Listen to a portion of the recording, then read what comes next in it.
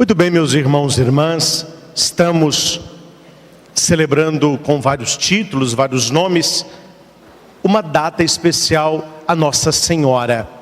E queremos, na missa de hoje, também uma pregação, mas mais do que isso, um estudo de um dos temas daquilo que se chama de Mariologia. É um estudo de Nossa Senhora, para sabermos o lugar exato de Maria.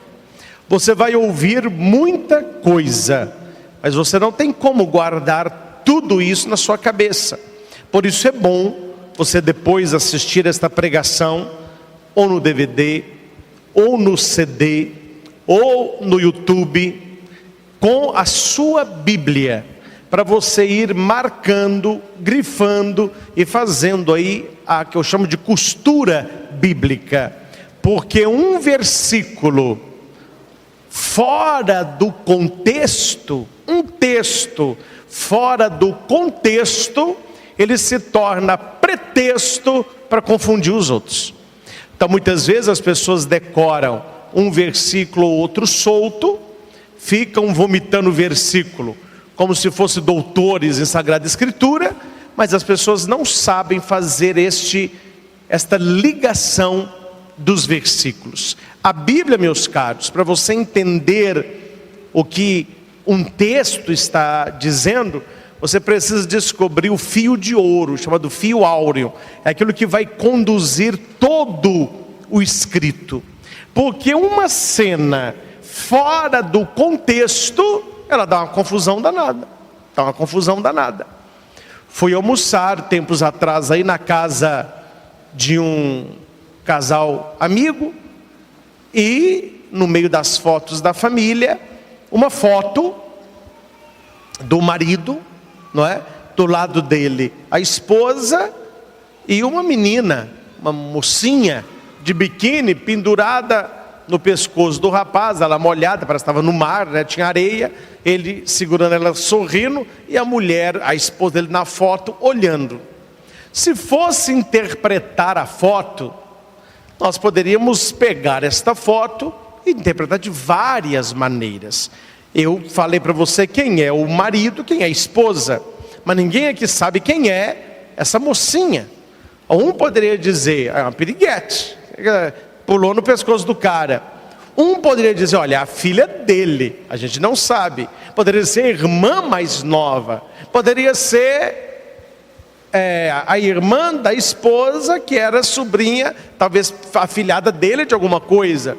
O contexto da foto é que ele é dono de uma empresa, e há um projeto em grandes capitais, em São Paulo, onde crianças de abrigo são adotadas.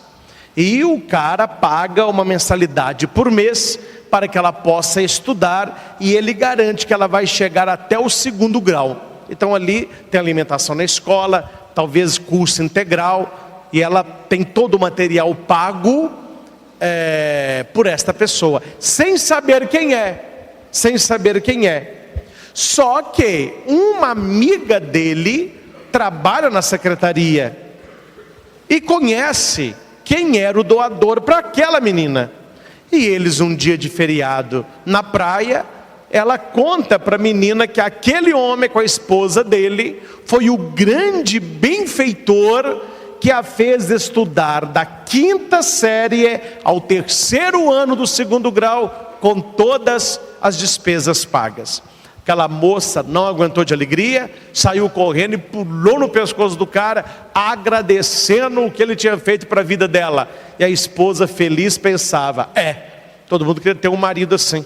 Ele é mais apegado às pessoas do que ao dinheiro. Ajudou essa como ajudou a tantos.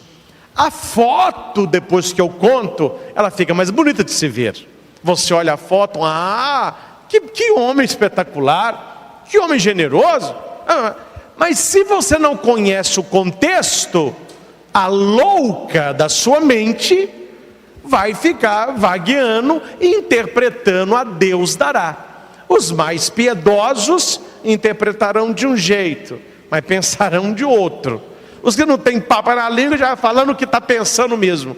Mas quando eu conto o contexto, você entende o texto. Aí a foto não vira pretexto para separar o casal. Porque tanto o marido como a esposa sabem o que se passou naquela situação.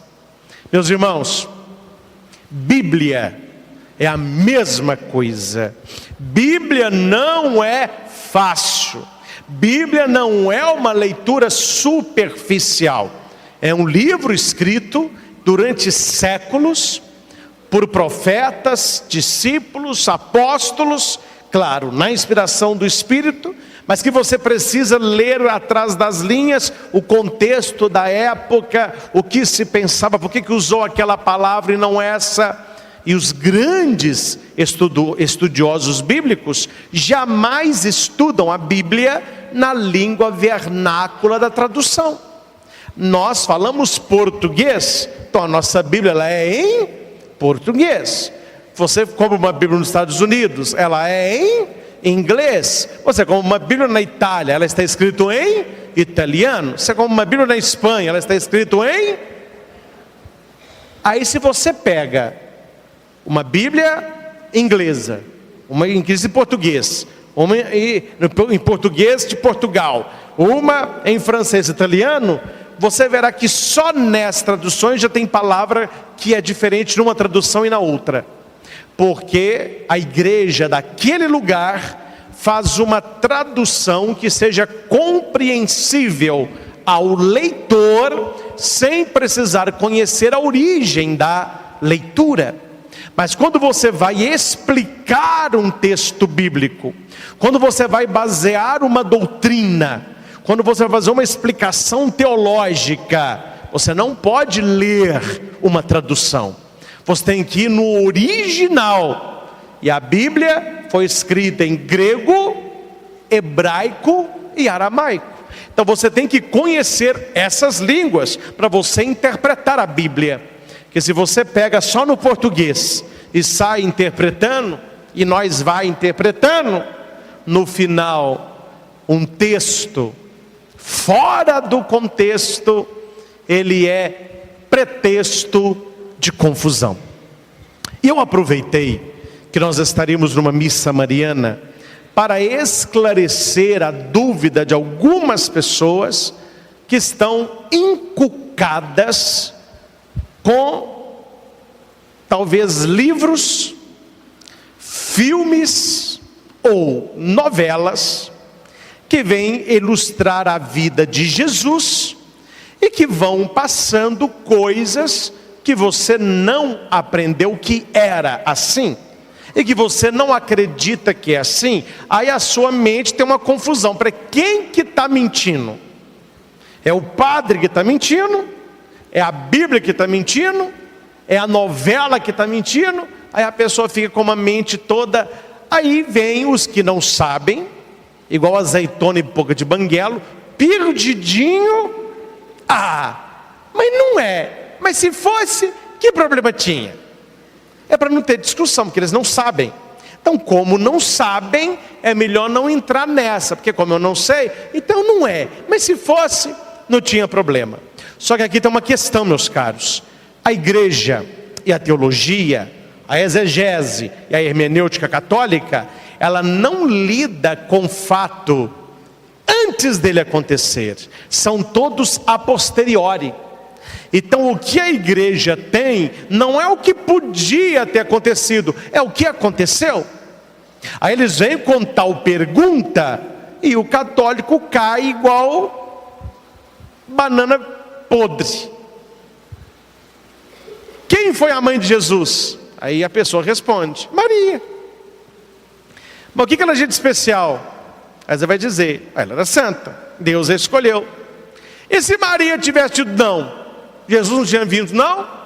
Aí a pessoa fala assim: não, aí ele tinha achado uma outra mulher. E se a outra mulher falar assim? Aí Jesus tinha vindo. Então Maria não é importante, importante é que Jesus veio. Se ela dissesse não, procurava outra. Esta é uma tese protestante que não tem lógica, porque o fato é que uma entre todas foi a escolhida, o nome da virgem era Maria, e ela disse sim. Esse é um fato concreto bíblico, e que não adianta você ficar pensando, e se Maria tivesse dito não? E Jesus não fosse homem, ele fosse mulher? E se Deus não tivesse entregue a igreja para Pedro, te entregue para João? E se aqui não fosse o Santuário de Aparecida, seria de Santa Rita de Cássia? São perguntas que o se não responde, porque a igreja lida com fato, ela não lida com suposição. Então, quando alguém for supor algo novo para você, em questão de fé, a sua resposta sempre é: eu não lido com suposição, eu lido com fato histórico, bíblico e de fé. E o fato é: o nome da virgem era Maria, esta foi escolhida por Deus, ela disse sim, e a encarnação aconteceu. Agora esse se aí é por sua conta, que se a terra não fosse redonda, a terra seria quadrada. Quem está perdendo tempo com isso? Pega que é redonda e vai estudar que é redonda. Ah, se eu não fosse homem, eu seria mulher? Como que eu vou saber disso, meu irmão? Então nós temos que parar com essas suposições loucas de cabeça de quem não está resolvido na fé e quer contaminar a sua fé. Então uma teologia séria, ela não se baseia em suposição, ela se baseia em fatos. E quais são os fatos? Os que estão escritos na Sagrada Escritura. Qual é a diferença do católico para as igrejas protestantes quando o assunto é Maria? A diferença básica é: Maria para a igreja protestante é uma mulher como as outras. Ela não tem nada de especial por ter sido a mãe de Jesus. Ela é especial porque ela foi a mãe de Jesus, mas ela não tem nada que a difere das outras. Qual que é a tese católica? Maria foi preparada no útero de Ana, Santa Ana, para ser a mãe do Salvador. Tanto é que um dogma da Mariologia é a Imaculada Conceição. Ó Maria concebida sem pecado. Já não canta isso? Origem. Quer dizer, nós acreditamos, e a Bíblia me diz isso, que quando Maria nasceu, ela nasceu sem pecado original. Aí quem não entende vai perguntar: mas por que todo mundo nasceu pecador e a bonitona nasceu sem pecado? Não é ela, é pelos méritos daquela que ela geraria. Porque Jesus vai dizer que se conhece o fruto pela árvore. Ou não está na Bíblia isso? Uma árvore má não pode dar fruto bom. Uma árvore boa não pode dar fruto mau. Está na Bíblia ou não está? E nós vamos dizer que Isabel vai dizer que bendita é a mãe e bendito é o fruto dela. Se o fruto é bendito, benedictus é santo. Se o fruto é santo, é porque a árvore santa é. Porque uma árvore pecadora não poderia dar um fruto bendito, que Jesus falou isso. A árvore dá fruto de acordo com o que ela é. Uma árvore pecadora terão filhos pecadores, uma árvore santa terá filhos santos. Por isso que Maria, ela foi preservada do pecado pelos méritos de Jesus Cristo, e ela se tornou especial por isso. Aquilo que Deus tinha para a humanidade toda, Ele concentra nela, para que através dela viesse o verbo, e através dele a salvação voltasse a todos. Se Maria fosse uma mulher qualquer, Jesus seria um homem qualquer. E Jesus fosse um homem qualquer, aquele que morreu na cruz não poderia salvar ninguém, porque quem pecou foi o homem. Então somente o homem tinha que pagar pelo seu pecado, mas o homem não podia remir o homem, tinha que ser Deus. Mas Deus não podia morrer na cruz, porque quem pecou foi o homem. O que Deus faz? Ele une em Jesus a divindade e a humanidade. Por isso que Jesus é verdadeiro Deus e verdadeiro homem, nascido da Virgem Maria. Quando nós falamos Santa Maria, Mãe de Deus, não é Mãe de Deus Pai. Aí é outra, o católico bobo que não estuda não sabe responder. Ele chega e fala: como você fica rezando aí Ave Maria? Essa oração está errada. Por quê? Você reza assim, ó: Santa Maria, Mãe de Deus. Quem que criou o mundo? Foi Deus ou foi Maria? Aí foi Deus. Então como que você fala que Maria é Mãe de Deus? Deus existiu o mundo todo, Maria nasceu depois. Como você fala que Maria é Mãe de Deus? Oh, mas não é que é. Tá danado, hein? Dá difícil. Aí a pessoa não entendeu quem é Jesus. Quem é Jesus? Jesus é Filho de Deus. Ele é o Emanuel. O anjo diz isso. Emanuel significa Ele é Deus. Só que não é o Deus em si, é o Deus conosco. E Maria é mãe de Jesus. Então ela é mãe porque Jesus é Deus. Não é de Deus Pai, não. É mãe de Deus Filho. Aí a pessoa: não, mas isso eu não aceito. Então isso é um herege, porque o adocionismo é uma heresia, onde Maria gera o homem Jesus. Aí Deus depois o adota como filho. Aí Jesus não é Deus, ele é um adotado. Aí ele não pode salvar ninguém também. É uma heresia que destrói a salvação. Então Maria é mãe do Senhor, e Ele a escolheu para isso. Não fui eu que escolhi Nossa Senhora, não foi você que escolheu Maria, foi Deus Pai. E porque Ele escolheu, tem 3 manifestações grandes na Bíblia. Primeiro, o arcanjo Gabriel a saúda: bendita és tu entre as mulheres. Tu encontraste graça junto de Deus.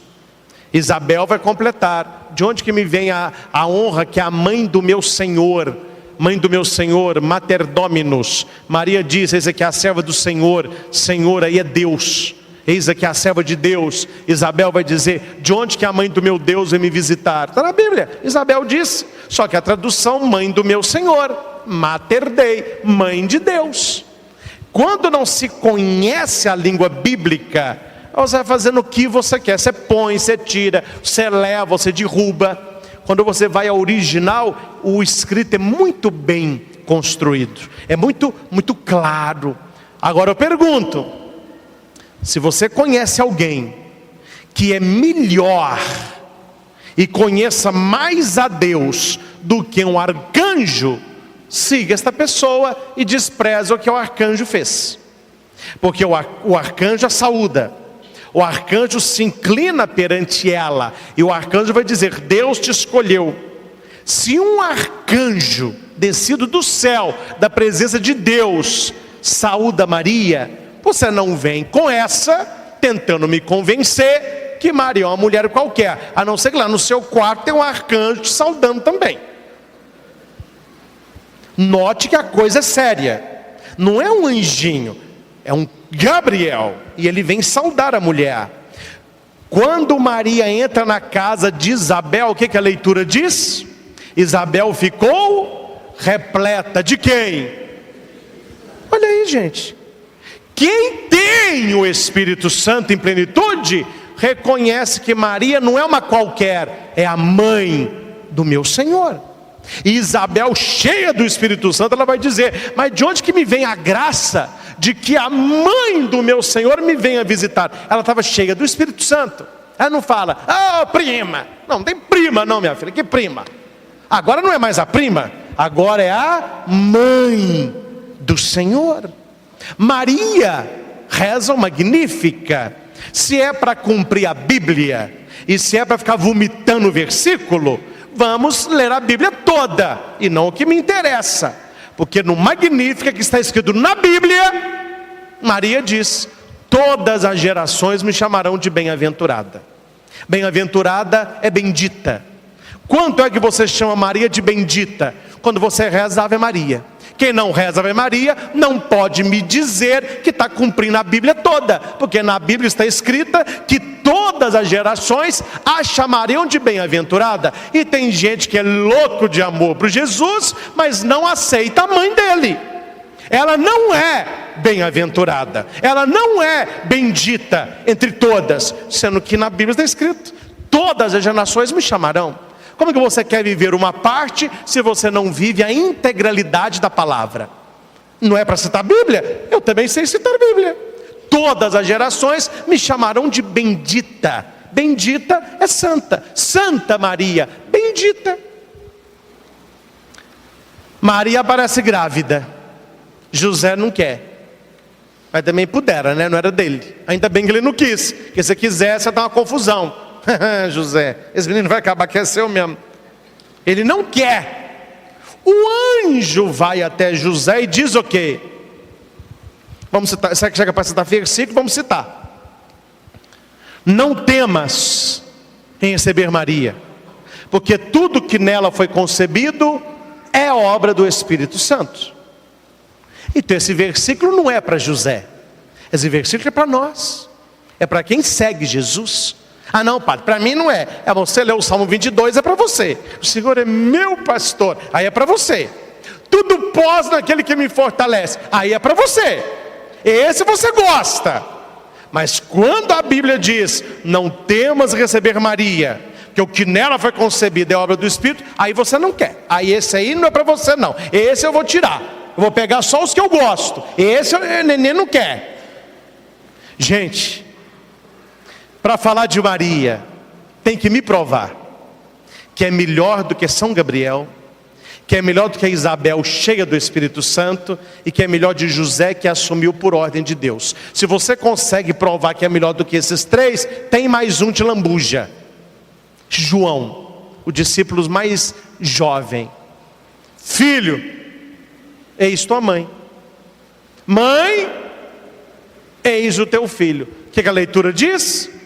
E a partir daquele momento, o discípulo, está escrito discípulo, a levou para a sua casa. Qual é a interpretação do versículo? Quem é discípulo de Jesus, leva a mãe dele para casa. João podia ter falado: não, eu não quero. Eu quero é Jesus. Só Jesus salva, a mãe eu não quero. Que papagaiada que é essa, meu irmão? De onde você tirou esse festival de besteirol? Maria não é a salvadora, mas ela é a mãe do Salvador. Ela, quando é entregue para João, ela é a mãe de todos nós. E eu não estou colocando Maria como deusa, nunca foi e nunca será. Ela não faz parte da Santíssima Trindade, não. Maria não pode salvar ninguém. O Salvador é Jesus. Mas Jesus não nasceu de um ovo. Para quem não sabe, eu estou contando para você que Jesus não nasceu do ovo. O Jesus que nós acreditamos tem uma mãe. E o nome da mãe é Maria. E se você não sabe Bíblia, no Evangelho de João não se diz João, se diz o quê? Como que João fala dele? Ele não fala eu, ele fala o quê? O discípulo amado. E quando você vai estudar a teologia de João, o discípulo amado é a igreja. João ali simboliza a igreja, por isso que ele não fala eu, ele escreve discípulo amado. Então quando Jesus entrega a mãe dele para o discípulo amado, ele está entregando a mãe dele para quem? Para toda a igreja. Então o discípulo, a igreja, a recebe como mãe. Os textos são muito claros, não há uma confusão aí. Eu não posso ler tudo, porque nós não temos a noite toda. Mas como que eu sei que muitos aqui têm curiosidade do tema, eu vou citar todos os textos. Aí você que está assistindo essa pregação aí do YouTube, ou me ouvindo de um CD, ou assistindo esse DVD, vá anotando os textos, e vá na sua Bíblia, tudo está lá. Só que não vamos citar um versículo só, vamos fazer a costura, para você entender que um versículo está ligado ao outro. Primeiro ensinamento que eu penso que para nós é muito claro: Jesus não é filho de José. Isso aqui todo mundo já sabe disso. Os textos são muito claros, não é? Na genealogia, Mateus 1 a 17, vai terminar, ele vem assim: fulano gerou ciclano, ciclano gerou Beltrano, Beltrano gerou, aí vai só no gerou, aí termina como? Jacó gerou José, esposo de Maria, da qual nasceu Jesus. Por que não põe que José gerou Jesus? Porque José não é o pai de Jesus. Aí coloca Maria, porque ele nasceu dela. Não é mencionado essa geração. Mateus 1, 18 a 20, Mateus 1, 18 a 20, José não quer assumir Maria, porque o filho não é dele. Aí vem a pergunta de gente católica que vem assistindo novela protestante. A pergunta é: Maria teve outros filhos? Não assisto, mas me contaram que quando Maria foi visitar Isabel, tinha uns menininhos com ela, já eram filhos dela. Só que a pessoa que fez esqueceu que quando o anjo fala com Maria que ela vai ter um filho, Maria vai dizer para o anjo: mas como que eu vou ter filho? Eu não conheço homem. Conhecer ao verbo aí, o que pega. Aqui, o conhecer como é? Quero te apresentar meu amigo, a prazer, aonde eu conheci fulano. Na Bíblia conhecer não é isso não. Conhecer é ter intimidade. Quando Maria diz que ela não conhece homem, é que ela nunca teve relação sexual, ela é virgem. Como que eu vou ter filho? Eu nunca dormi com homem, eu não conheço homem. O anjo fala: não é homem, o Espírito Santo virá sobre ti. Então de onde que vem com essa papagaiada de Nossa Senhora, aquela creche atrás dela? Pelo amor de Deus, isso aí é para rir, né? Isso aí é uma piada. Isso aí, por favor. Aí a pessoa está brincando, não é possível. Não está nem lendo o ABC da Bíblia. O ABC da Bíblia. Preste atenção, meus irmãos. Vamos agora dar uma elevadinha no nível, você pega com tranquilidade. Vá no hebraico e no aramaico e encontre na Bíblia. Eu como a Bíblia. De quem for, católica ou de protestante. Eu como a Bíblia na tradução original. Porque tem umas aí que nem Bíblia pode chamar, porque já adulteraram toda. Mas uma tradução fiel, que se você não sabe, qual a igreja que tem os originais bíblicos? Onde estão os escritos mais antigos da Bíblia? Estão no Museu Britânico, na Arquidiocese, e estão no Museu do Vaticano. Nós temos os originais da Bíblia. Então, eles são interpretados em cima. Quando você vê uma tradução nova da Bíblia, onde que eles foram? Nos manuscritos que estão nos arquivos de Roma. Claro, a igreja é mãe e ela não vai guardar para ela não. Qualquer estudioso, ateu ou não, católico ou não, ele tem acesso. Só que são vidros, a prova de bala, mas ele pode estudar. E não existe na Bíblia. Não existe na Bíblia. Não existe na Bíblia. Eu como a Bíblia. A expressão filhos de Maria é uma expressão inexistente. Aí vamos voltar ao português. A pessoa não fala nem português correto, quer interpretar a Bíblia em hebraico e aramaico.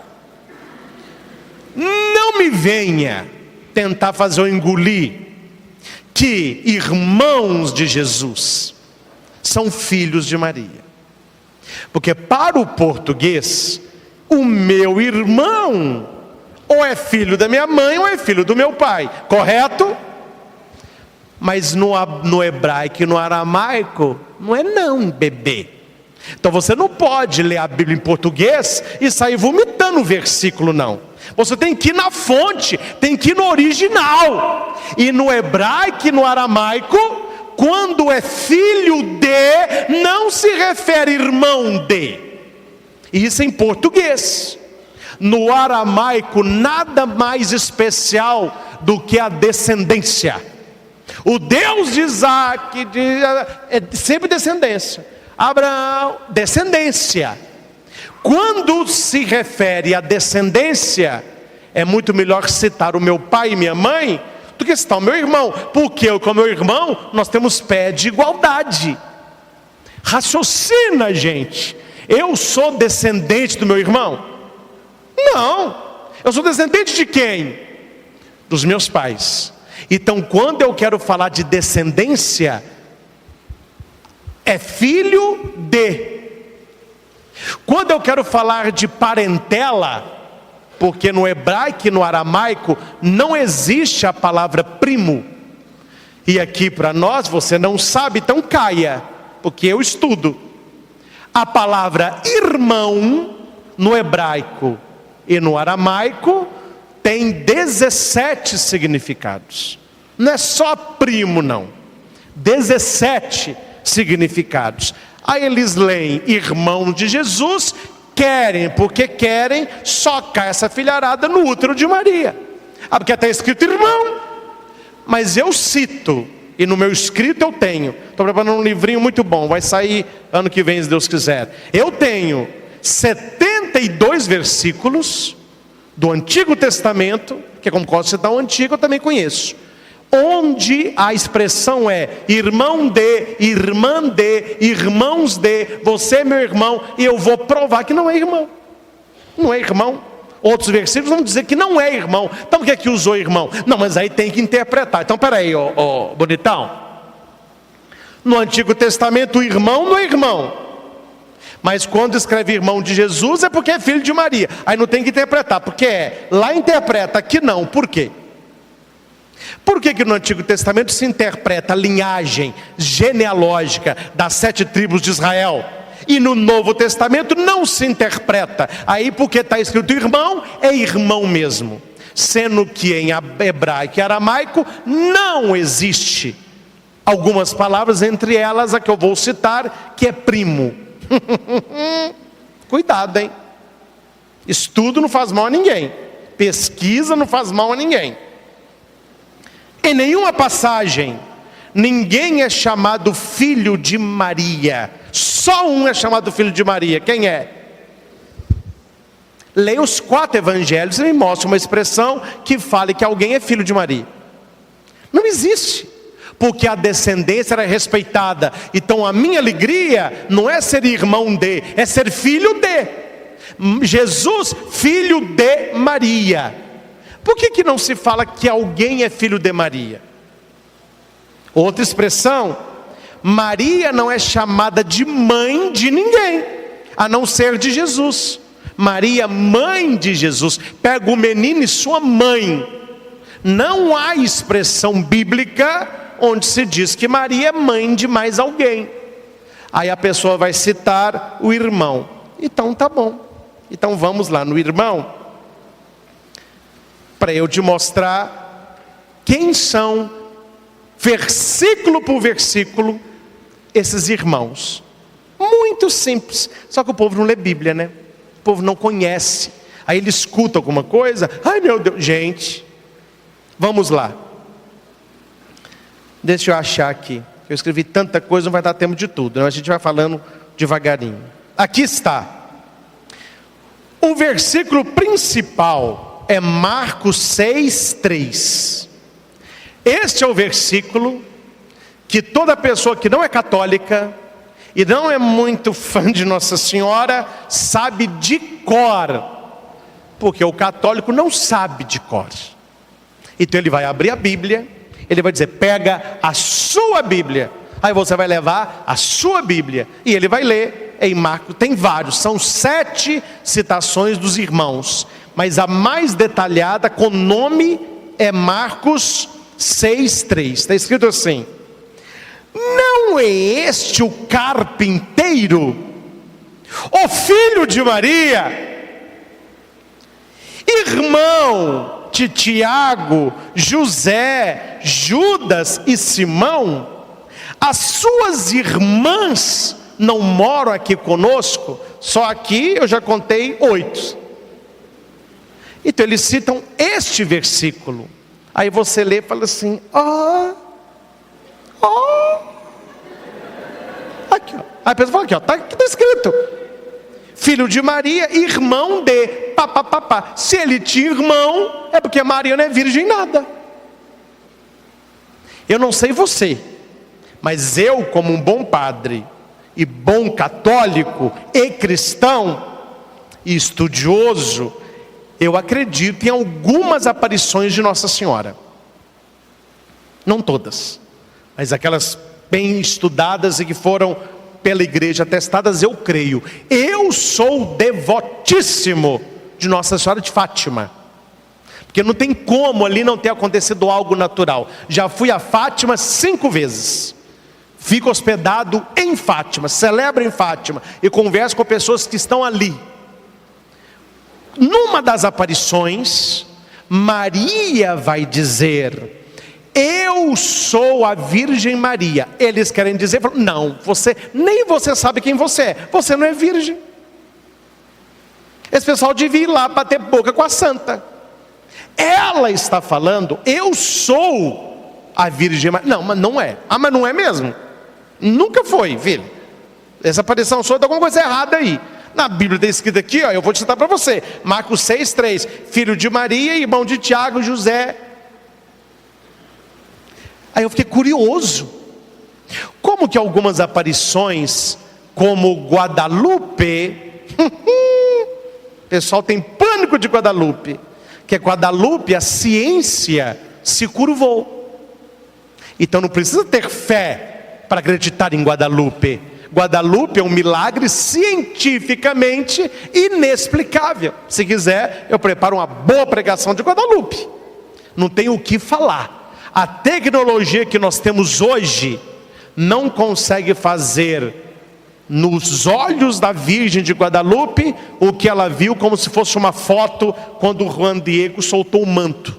A pintura não está no manto, é uma tilma. É um pano que se deteriora no máximo em 15 anos, tem séculos. Jogaram ácido, explodiram a catedral, jogaram fogo, o manto não tem uma rasura. Crucifixos se torceram, vidros blindados de 4 quarteirões da catedral estilhaçaram os vidros, o manto ficou suspenso. A ciência se curva, falou, olha, não tem explicação.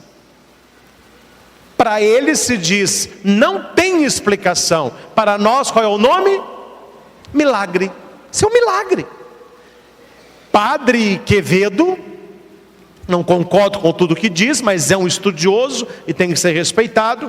Padre Quevedo diz, o milagre de Guadalupe, ele não precisa ter fé. Ele é para o crente e para o ateu. Ou seja, a ciência falou, olha gente, não tem explicação. Algo tem nesse manto que não é humano.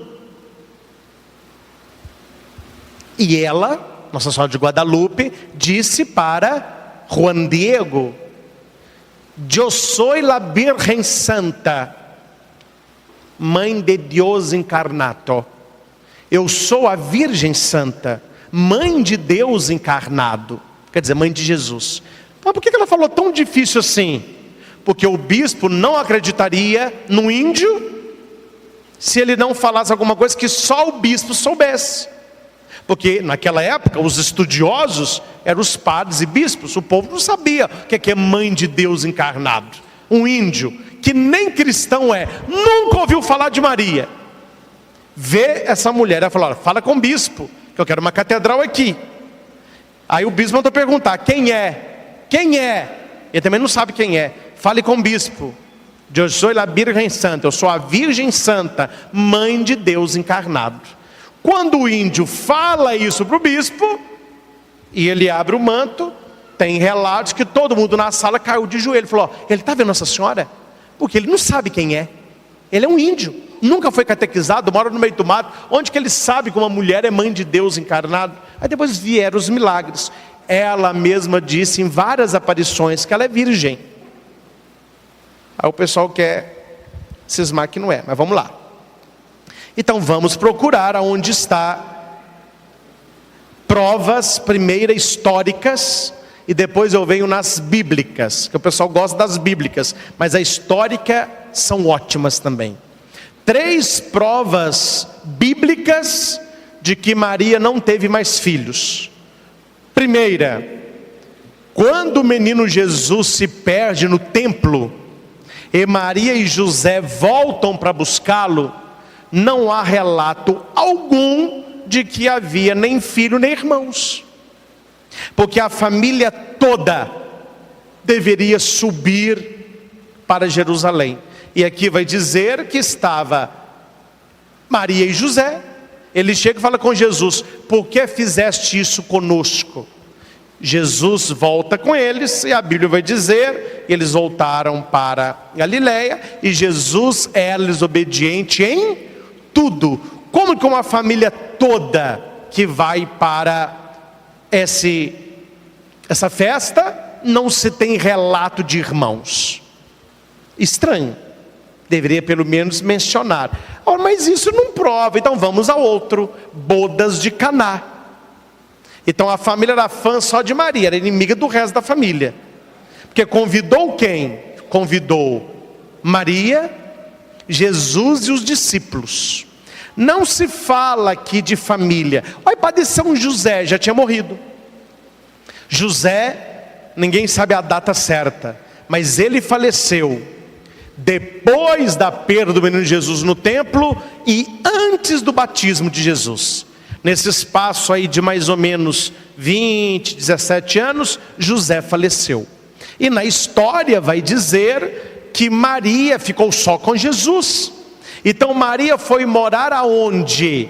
Na casa de Cleofas, que era irmão de José, e que esses nomes aí são filhos da esposa dele, por isso são primos de Jesus. Mas eu vou mostrar isso na Bíblia daqui a pouquinho. Bodas de Caná não faz referência de uma irmã de Jesus, chamou só Maria e Jesus. Mas tem uma prova mais bíblica e histórica. Presta atenção. Quando o marido falecia, gente, para o judeu lei é lei, não é igual nós aqui não. Lá eles cumprem, porque é de Deus, é a lei mosaica. Quando o marido morria, quem cuidava da viúva? Se ele não tivesse outro irmão para desposá-la, porque ela já tinha filho, então quem cuidava dela é o filho mais velho. Se o filho mais velho morresse, quem assumia a mãe? Os filhos mais jovens, até chegar no caçula. A pergunta histórica é: por que quando Jesus está morrendo na cruz, ele entrega a sua mãe para João? A resposta é muito simples: porque Maria ficaria sozinha, ela não tinha com quem ficar. E a Inês está aqui, e nós estivemos lá. Aí nós vamos em loco, no lugar. Maria, depois da morte de Jesus, ficou com os discípulos um tempo. Depois ela foi com João, construiu uma casinha no alto de um monte, João lá embaixo. Nem com ela João morava, João cuidava de levar algum alimento. E nós visitamos a casinha de Nossa Senhora. E quem cuida desta casinha, que passou de geração em geração, lá de trás, no século I, já se contam. A mãe daquele que morreu crucificado veio aqui residir, porque sem ele também não tinha marido. Quer dizer, ela era sozinha. Quem cuidou dela? João. E lá embaixo tem a casa de São João. Precisamos saber disso. Precisamos, quem puder, visitar o lugar, conversar com os ortodoxos, com os judeus, com as pessoas que sabem a tradição, mas não, talvez, nem acreditam na Bíblia, mas sabem da história, sabem do fato histórico, né? Agora, algo que você tem que anotar.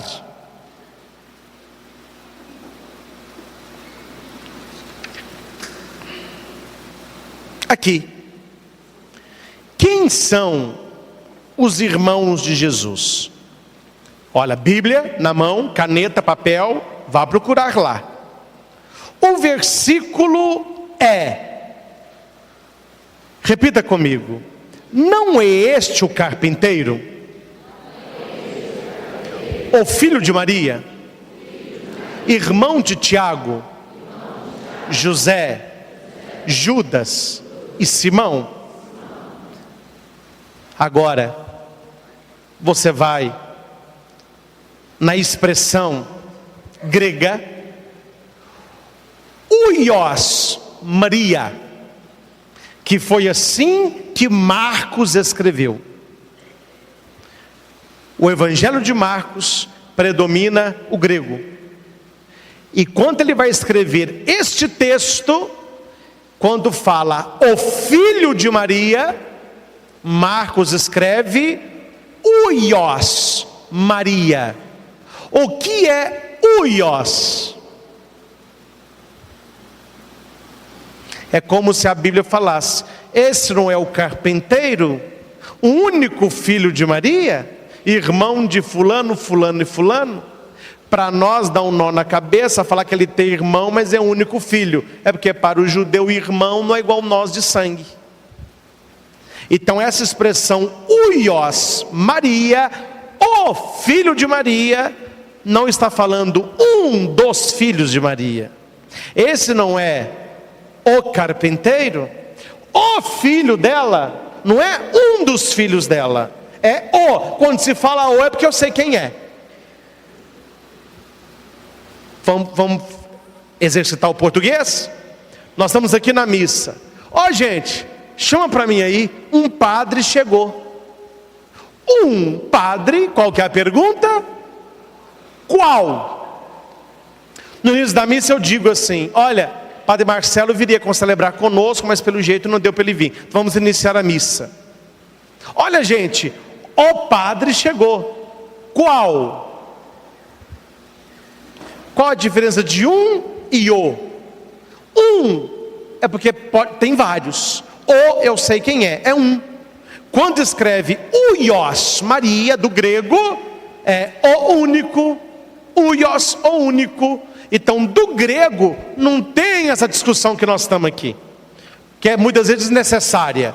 Se fosse ler no hebraico, no aramaico e no grego, em Marcos, essa discussão nossa não teria, porque na Bíblia estava escrito lá, huios Maria, o único filho dela, morreu. Não tem o que falar. Mas no português, o filho e irmão dá margem para interpretação. Aqui está dizendo Tiago, José, Judas e Simão. Então vamos lá. Anote aí. Irmãos de Jesus, na verdade, eram primos de Jesus. Eles eram sobrinhos de Nossa Senhora. Onde que está isso na Bíblia? Vamos lá. Mateus 27, 55 a 56. Jesus na cruz. Presta atenção. Estavam ali muitas mulheres olhando de longe. Haviam acompanhado Jesus desde a Galileia. Entre eles, Maria Madalena, Maria de Cleofas. Essa é Maria de Cleofas. Esse Cleofas é irmão de São José. Onde que está isso na Bíblia? Vamos lá, anote aí onde que está o irmão de São José. Eu estou cortando aqui que não vai dar tempo de falar tudo, mas deixa eu achar aqui. Lucas 3, 23. Anote aí. Lucas 3, 23.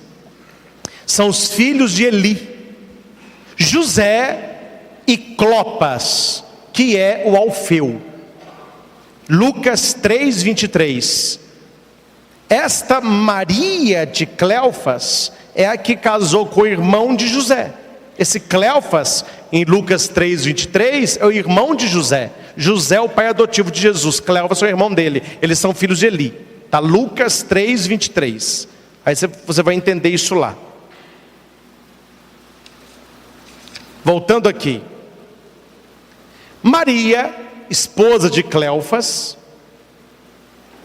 casou, essa mulher casou com o irmão de José. Presta atenção, gente. Isso aqui é o núcleo da minha fala. Olha para cá. Só abre o ouvido aí.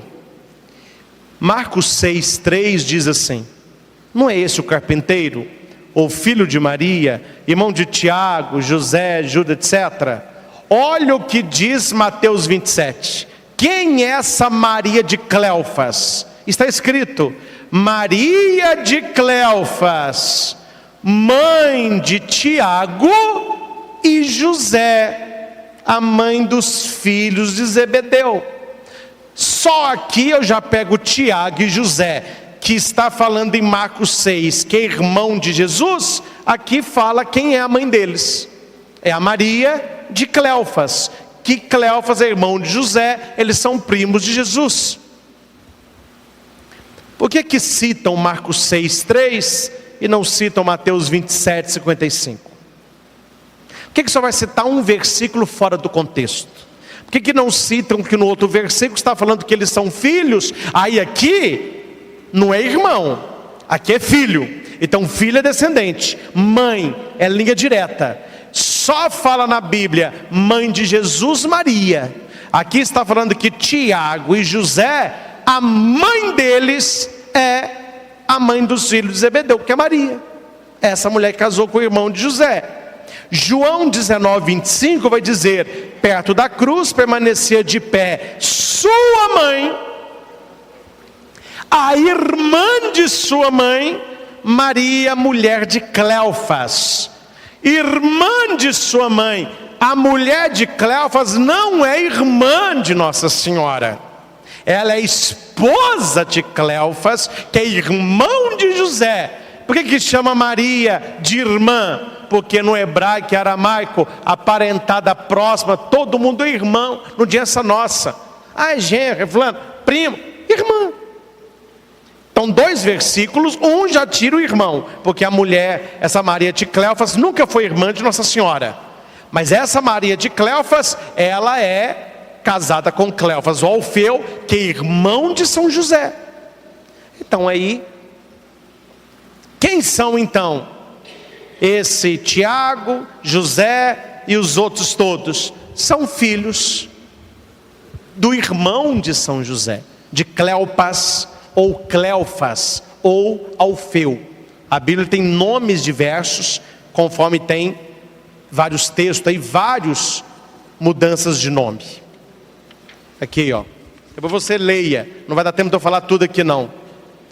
Moisés era chamado Raguel, Êxodo 2. Depois ele é chamado de Jetro, é a mesma pessoa, que na Bíblia tem 2 nomes, 3. Gedeão, depois é chamado de Jerobaal, é a mesma pessoa. Juízes 6:32. Josias é chamado de Azarias, é a mesma pessoa. Mateus é chamado de Levi, em Mateus 9:9. Então uma pessoa tinha vários nomes, por isso que fala mulher de Cleofas ou mulher de Alfeu. Mas os nomes dos filhos são os mesmos, quer dizer que o marido era também o mesmo. Então isso aqui eu já falei, aqui já foi. Os filhos de Eli, falei José, pai adotivo, né? Isso aqui é interessante, ó. José, pai adotivo de Jesus, casou com Maria, mãe de Jesus. Ok? Clopas, o irmão dele, que está em Lucas 3:23, casou-se com uma mulher chamada Maria. Mas não é Maria, mãe de Jesus, é Maria de Cleofas, ou Clopas. Dessa união nasceram o Tiago menor, José, o Judas, que não é o Iscariotes, e Simão, que não é o Pedro. É o Simão que chama de irmão do Senhor. Um outro texto que eu quero finalizar, acho muito importante, é o Gálatas 1:18 e 19. Que eles vão citar esse para falar que Maria teve pelo menos mais um filho. O texto é: 3 anos depois, subi a Jerusalém para conhecer Cefas, que é Pedro, e fiquei com ele 15 dias. E dos outros apóstolos não via nenhum, senão a Tiago, irmão do Senhor. Vamos repetir? Senão a... Eles vão te mostrar esse texto, olha aí, ó. Então Jesus tem pelo menos mais um irmão, porque lá em Gálatas fala que Tiago era irmão do Senhor. Esse Tiago, ele era apóstolo, sim ou não? Sim, gente. Sim ou não? Sim. Opa, aprenderam. Então Tiago é apóstolo.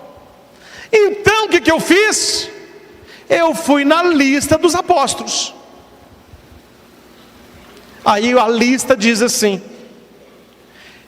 Mateus 10, 2, 4. Eis o nome dos 12 apóstolos: Simão, chamado Pedro, depois André, seu irmão, Tiago, filho de Zebedeu. Então o Tiago maior e o menor. Então esse aqui já não é. Então tira um Tiago, um já é filho de Zebedeu. A lista continua. E João, seu irmão, Filipe e Bartolomeu, Tomé e Mateus, o publicano, Tiago, filho de Alfeu, Tadeu, Simão, cananeu e Judas, que traiu. Me respondam, eu quero que alguém me explique isso aqui. Se fala que Tiago é irmão do Senhor, para Tiago ser irmão de Jesus, ele tinha que ser filho de José com Maria. E ele era apóstolo. Só que na lista dos 12, está falando que um Tiago é filho de Zebedeu e o outro Tiago é filho de Alfeu. A minha pergunta é, o que tem a ver Zebedeu e Alfeu com Maria, mãe de Jesus? Respondi o versículo de Gálatas, onde aparece a expressão irmão do Senhor. Meus irmãos, Bíblia tem que ser estudado. Alguns me interpretam mal quando eu uso essa expressão, mas eu não estou fazendo uma expressão depreciativa. É porque eu valorizo a palavra de Deus. Bíblia não é para qualquer um. Por isso que missa, você tem que ficar atento no que está sendo explicado, atento no que está sendo lido. Todas as Bíblias católicas e boas Bíblias católicas tem tudo isso que eu disse escrito lá. Bíblia do peregrino, Bíblia Tebe, Bíblia de Jerusalém, Bíblia peregrino, Bíblia da CNBB, todas com notas grandes. Eu não trouxe a minha Bíblia porque é um tijolo, mas tem página que um dedo é a Bíblia, o restante da página todo é explicando aquele versículo.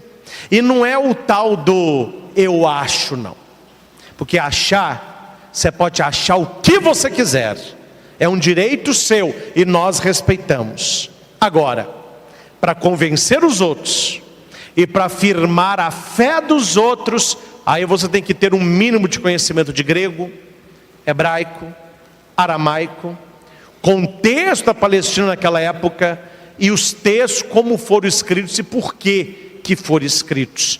Guarda essa frase: um texto fora de contexto, ele vira pretexto. Meus irmãos, a igreja que nós fazemos parte, durante 2000 anos, ela sempre acreditou e defendeu que Jesus é o único Filho de Nossa Senhora. Tem gente que não gosta, mas rebolem, não posso fazer nada. Se quiser, depois eu até divulgo, não está aqui nas minhas anotações, mas Lutero, que foi o que dividiu a igreja e começou com ele o protestantismo, os escritos originais de Lutero falavam sobre a devoção a Nossa Senhora e falavam sobre que Maria teve um só filho e que ela foi virgem antes, durante e depois do parto. Mas com essa divisão que foi acontecendo, e dividiu, hoje tem as protestantes tradicionais, são aquelas antigas, tem séculos, 1500, 1600, que tem um relacionamento estreito com a igreja católica. A teologia, sentam, estudam, cada um com um ponto de vista diferente, mas muita coisa, né? Nós não estamos falando dessas divisões que hoje tem, que fechou um bar, daqui a pouco é uma igreja. Não é essas não. Aí cada um prega uma coisa, é um pouco, nem entre eles tem uma coerência doutrinal. Quando eu me refiro às igrejas protestantes antigas, eu estou me referindo àquelas igrejas que vieram lá da origem do protestantismo. A igreja presbiteriana, a igreja luterana, a igreja anglicana, são os protestantes antigos. Depois foi dividindo, eles fugiram da Europa, foram para os Estados Unidos, aí dividiu mais ainda, aí de lá pularam para cá e que o negócio perdeu o controle. Mas se você pega os escritos, se quiser depois eu até falo onde está, porque eu anotei, mas parece que a minha folha, parece que no computador ela era maior do que a folha, a minha A4 ficou aqui embaixo, ó. Tem livros, você pode comprar o livro de Martinho Lutero, onde tem as cartas que ele escrevia, quando ele separou de Roma, e nas cartas está escrito, a devoção a Nossa Senhora, ele fala Nossa Senhora, Maria foi virgem, Maria teve só Jesus. Então não vamos dizer que essa crença, que Maria descartada, que Maria teve outros filhos, vem da origem do protestantismo, que não vem, porque eles também tinham esta crença, mas depois foi sendo deturpada com divisões e divisões.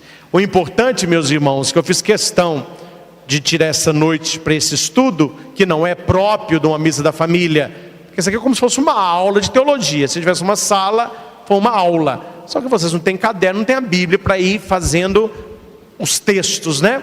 Mas eu acho importante, porque infelizmente, meus irmãos, infelizmente, isso eu falo com muita tristeza no coração, muitos católicos não leem a Bíblia, muitos não estudam, muitos não sabem, eles não são maus não, no sentido positivo da palavra, se é que tem positivo, eles são ignorantes. O que é ignorante? Ignora, eles não sabem. Como eles não sabem, aí eles assistem uma novela, aí como eles não sabem, eles acham que ali, né, é preciso ver a fonte, a origem. Não temos nada contra, mas é claro que um canal que é evangélico, que é protestante, ele não vai defender os nossos valores, ele não vai salvar os nossos santos, eles não vão jogar pedra de rosa no Santo Padre, o Papa Francisco. Isso é normal. O problema é quando o católico começa a acreditar naquilo que não é do catolicismo. Aí você fica um católico com semente de protestante, de evangélico na sua cabeça. Eu já disse aqui inúmeras vezes, cada um acredita no que quer. Você é livre para crer no que você quer. Mas se você decidiu, não, eu sou católico, eu acredito na doutrina católica, então você tem que ser como Pedro, estar pronto a dar as razões da sua fé a quem pedir. Dificilmente alguém vem até mim me questionar de Maria. Dificilmente, não vieram me perguntar, mas eles vão a você. Por quê? Porque você é de missa, sabe da sua religião. Claro que você não vai saber tudo isso de cor, claro que você não precisa falar hebraico, grego, julgar, mas o mínimo você precisa saber.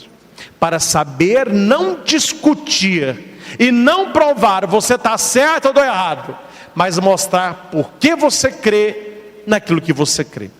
Uma coisa eu lhes garanto, meus irmãos, independente de ser padre, se eu não fosse padre, eu não me convenço facilmente das coisas.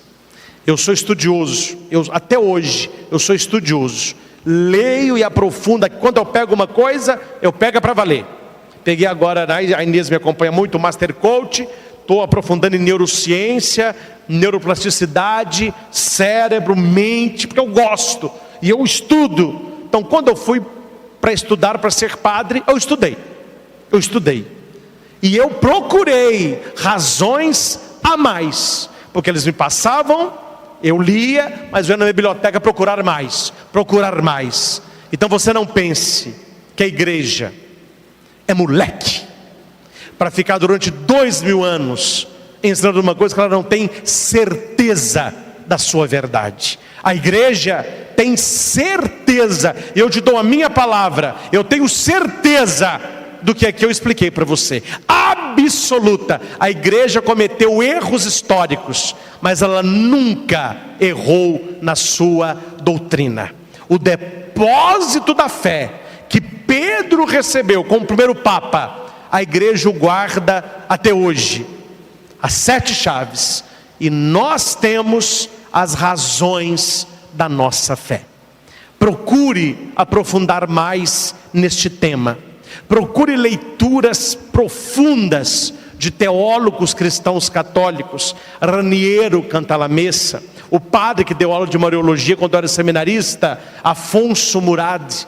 Procure leituras de Afonso Murad, sapientíssimo, PhD em estudo de Mariologia, formou em Jerusalém, em loco, estudou na igreja ortodoxa, estudou o grego aramaico na fonte. Então ele disse, falou, padre, para os ortodoxos, para Jerusalém, essa preocupação não existe, que todos lá aceitam que Maria teve só Jesus.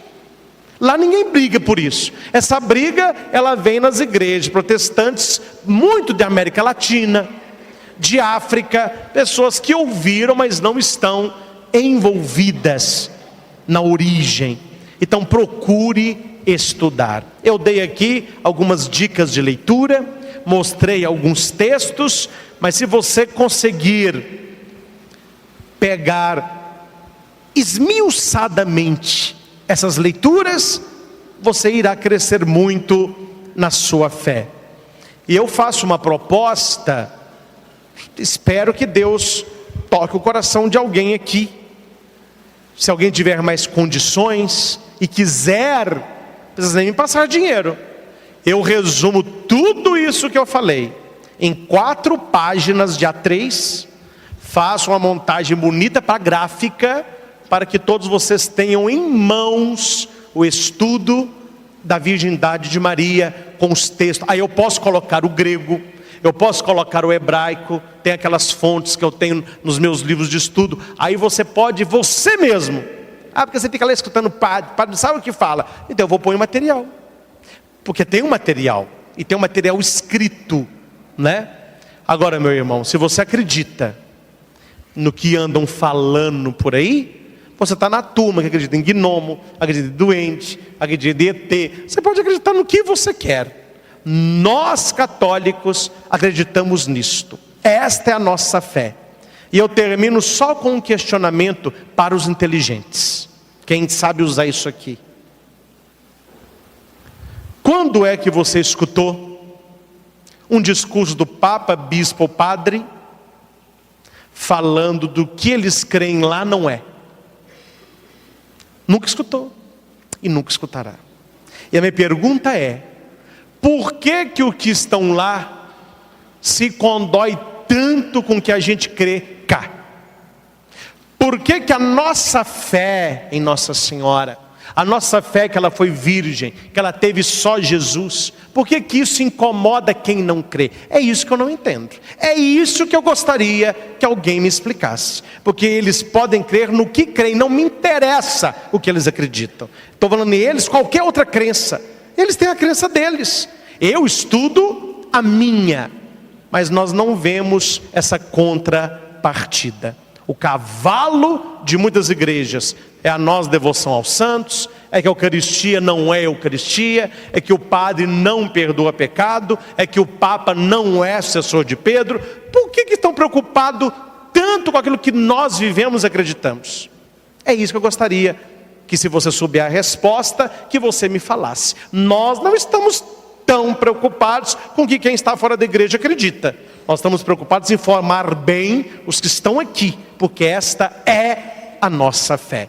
O respeito, meus irmãos, cabe em qualquer lugar. E se houvesse o devido respeito, eu não ia perder tanto tempo para explicar para você aquilo que para nós é muito claro, mas para muitos é um cavalo de batalha para destruir a fé, principalmente dos mais humildes. Os mais humildes não têm uma cultura livresca, não sabem, né, tanta de Bíblia. Aí leem um versículo em português, tá bom, então Maria não é tão como falam, não.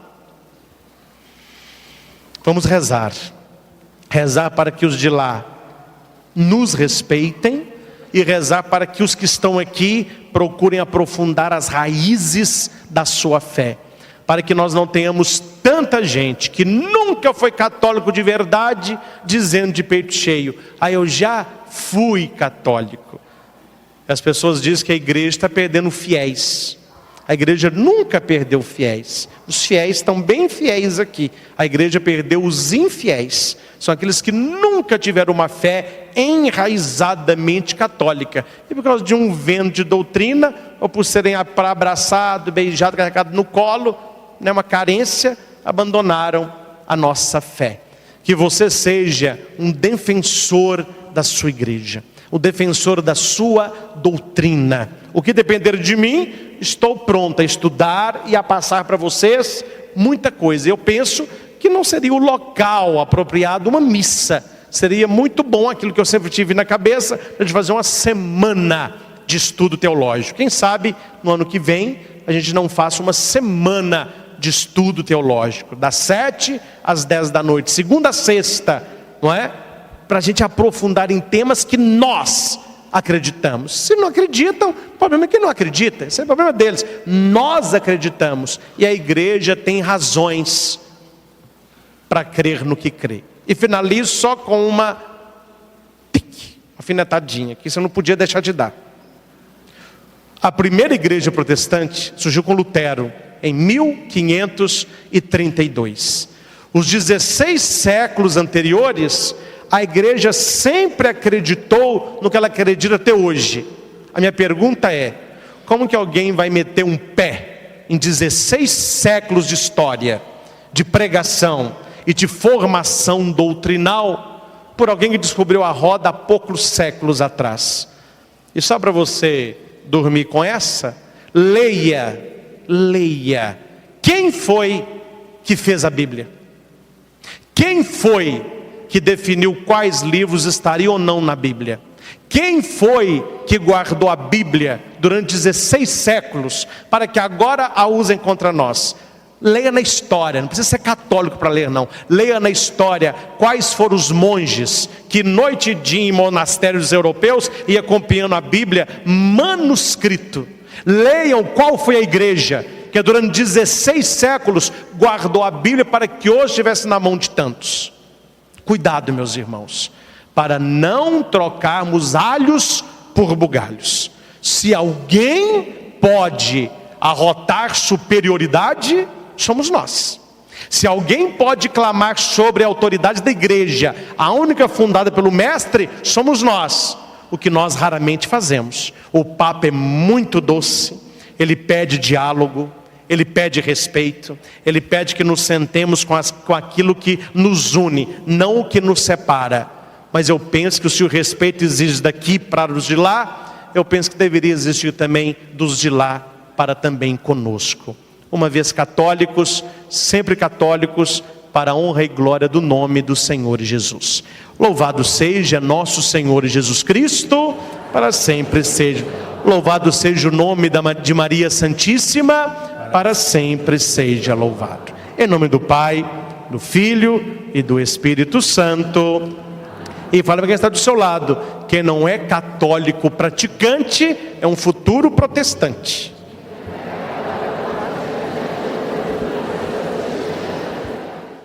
Olá, eu sou o Padre Christian Shankar e você está no nosso canal de evangelização, Projeto Luz e Vida. youtube.com/Projeto Luz e Vida. Toda semana um novo vídeo para você. Curta, favorite, compartilhe, inscreva-se no canal. Acesse o nosso site christianshankar.com.br. Lá você encontra esta e outras pregações disponíveis em CD e DVD. É o projeto Luz e Vida, levando até você pregações que podem mudar a sua vida.